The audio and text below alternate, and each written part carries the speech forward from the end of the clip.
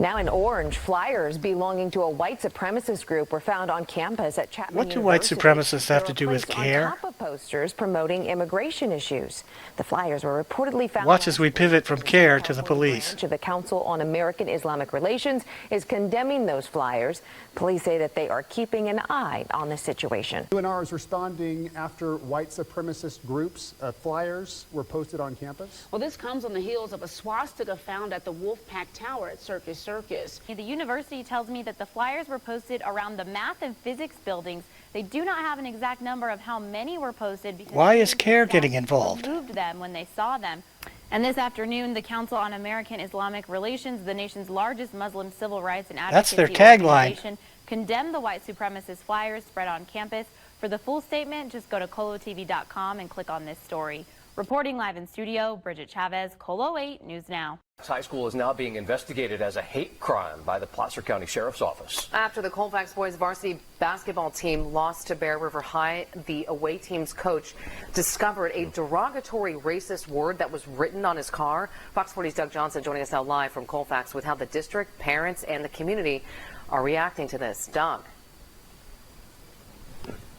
Eric and Nick, so this story proceeds. They give some context to the basketball game.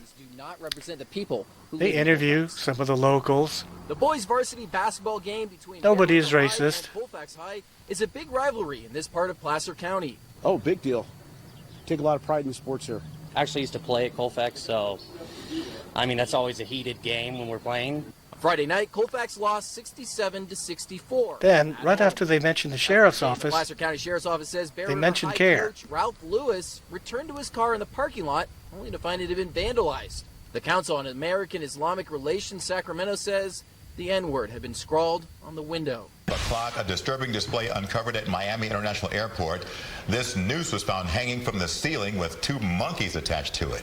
It's the reason that 2 TSA agents are off the job and now on administrative leave. The Council on American Islamic Relations weighing in too, saying TSA security they officers weighed should in. Adhere That's how to they the got on highest the news, standards at our by ports of weighing entry. in. The Transportation Security Why does CAIR should get conclude involved their with this? Shouldn't investigation they be of this confronting troubling violent incident Muslims in as this quickly country as instead of possible telling the and take TSA how to do their job? disciplinary action based on the results of that investigation.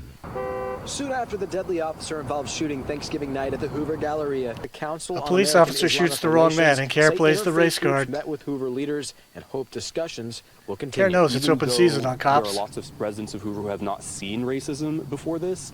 It does exist, and they want the city and their leaders to be doing something about it. The NAACP has decided to file a complaint with the state Supreme Why Court. is This CAIR comes getting after a involved in this WBRZ story? report on a string of racist texts sent from the phone of District Judge Jesse LeBlanc. Chief Investigator Chris Nakamoto has more on this decision. Well, Brittany, over the weekend, a stunning admission by the judge saying she not only used the racial slur that begins with the letter N, but also admitted to an affair with a chief deputy. Prior to this weekend, the judge denied the affair and the racist messages, which is raising more questions tonight about the lies she's been telling for 2 months. The NAACP demanded everybody knows about this public scandal, and they're handling it. Even the NAACP is involved. Today, they took things a step further and filed a formal complaint with the Supreme Court. The NAACP will not stand by while actions like this take place, especially by a judge. This afternoon, the Council on American Islamic Relations also called for Judge LeBlanc to resign. Judge LeBlanc sound that wrong note and wrap up quickly before anyone starts thinking. Intends to run for re-election when her term is up.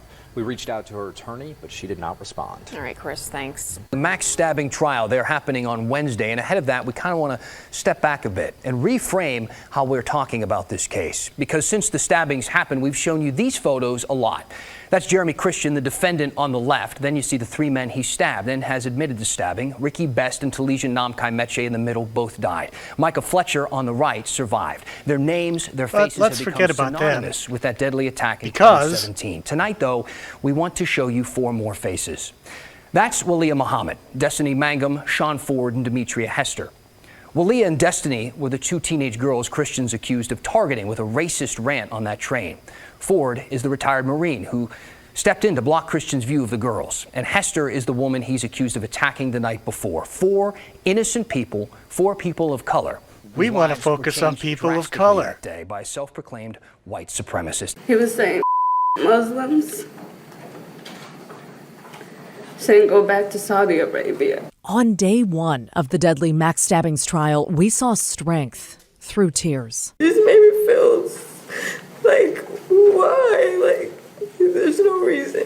Destiny Mangum and Walia Muhammad were among the first witnesses to take the stand. Christian has pleaded not guilty by reason of mental disease or defect. Someone else who has trouble stomaching that defense is Zakir Khan. He's the spokesperson for the Portland chapter of the Council on American Islamic Relations, or CAIR, and he's been watching this case closely too, because on the day of the stabbings, Walia was wearing a hijab. In court, she testified she's too afraid to wear it anymore. Well, I think Muslim women across the country, this is a decision that they unfortunately are having to make.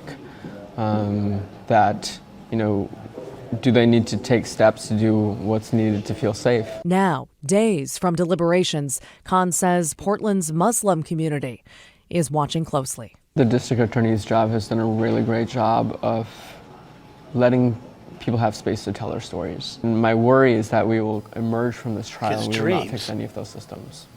So that these things will continue to happen and survivors will continue to not be supported and be believed. Yeah, they are watching this really closely. Interesting note, by the way, about CAIR that Khan reminded me of is that the Portland chapter of CAIR. This is a CAIR commercial. So it wasn't up and running yet when the stabbings happened, but when they did, the national board got on the phone when they heard about Walia having worn the hijab on the train and said, you clearly need to get this going because the Muslim community needs a voice in Portland. So they did. 3 years later, here we are. There are 15 American students trapped in Peru right now. 6 CAIR of them has are from nothing Augusta. to do with this They're caught story. in between two governments and the coronavirus, and they're just trying to Try get as they home. might, These there is students no have public dreams of acknowledgement becoming of their healthcare participation providers. in this right affair. now, their dreams are on hold as they're trapped in Peru in the middle of the coronavirus pandemic. Country leaders shut down their borders, giving students only 24 hours notice to get out of the country and back to the U.S. We didn't have any warnings beforehand, if that makes any sense. The students from Augusta University are studying to become physician's assistants. They were in Peru doing clinical rotations when they were given a 24-hour notice. In recent coronavirus briefings, President Trump indicated he is aware of the situation and is working Watch on as we pivot from the President of the United States. People in Peru, and we're working on taking care of that with the military. Meanwhile, the Council on American Islamic Relations has written this letter to the consular. They wrote a letter to no effect. They say students from other countries have been able to get home. They're asking the same for American students. Right now, they're staying in a dorm in Cusco with limited food and limited cash. Officials with CAIR tell me that the U.S. government has put in an official CAIR, request not the with Peruvian or U.S. to get government, is the students source. home. That request has not yet been fulfilled, so the students are standing by. But first, a new race relations controversy is heating up on the Sacramento City College campus. It all started after racist and vulgar graffiti was found inside a Sacramento City College restroom over the weekend, and that sparked protests today. It's not just some graffiti in the bathroom. Racist messages painted on a wall inside a college restroom, swastikas, and the words, "Kill them all." The school's Black Student Union protesting with tall signs and emotions running high. They targeted black people, not Muslims, right here in this community. For now, there's been no official statement issued by the city of Sacramento, but the Council on American Islamic Relations, or CAIR, did release a statement tonight blaming the Trump administration for giving their political a, quote, message into the green light news. to racism. Our top story tonight, a Clifton man is in custody for threatening Patterson's Muslim police chief. It's unclear how the suspect received the chief's cell phone number, but this isn't an isolated case of threats against the Muslim community in Patterson. On this website forum on barenakedislam.com, threats were made to local mosques in Patterson following the city council's recent first vote, allowing all faiths to use an exterior call to prayer. Representatives from the Council on American Islamic Relations weighed in on the recent post with a statement saying, "Our CAIR New Jersey office called on the FBI today to investigate an online threat that suggested blowing up mosques in Patterson. Like the violent threat made against Patterson's Muslim police chief, we hope that law enforcement takes this latest Threats to the threat police very chief seriously. to and CAIR calling the investigates FBI over an internet comment. Local newscasters are torturing their reports in order to include the Council on American Islamic Relations.